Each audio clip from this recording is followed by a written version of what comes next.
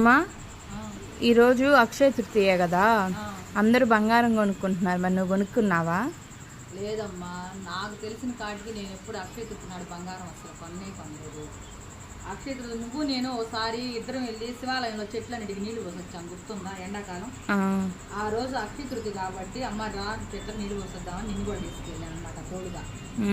అక్షయ తృతీయ నాడు నాకు తెలిసిన వారికి బంగారం కాదు కొనాల్సింది.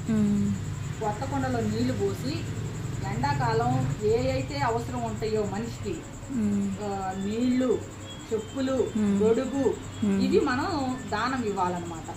దానం ఇస్తే ఆ రోజు మనకి జీవితంలో ఎప్పటికైనా సరే వాటికి లోటు అనేది ఉండదన్నమాట. ఆకలికి దప్పులకి లోటు అనేది రాదనమాట. దాన్ని అక్షయ తృతీయ నాడు అక్షయ పాత్ర అంటే లోటు లేదు కాబట్టి అలా ఇస్తే మనకి మంచిది అనమాట. బంగారం అనేది కలిపురుషుడికి ఇష్టమైంది అనమాట.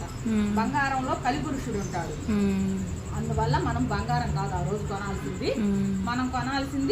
మనం చేయాల్సిన పని ఏంటంటే నీళ్ళు ఇవ్వటము, ఎవరికన్నా చెప్పులు, గొడుగు, ఇవి దాని ఇవ్వటం మంచిది. నాకు తెలిసిన కాటికి అంతేనమ్మా.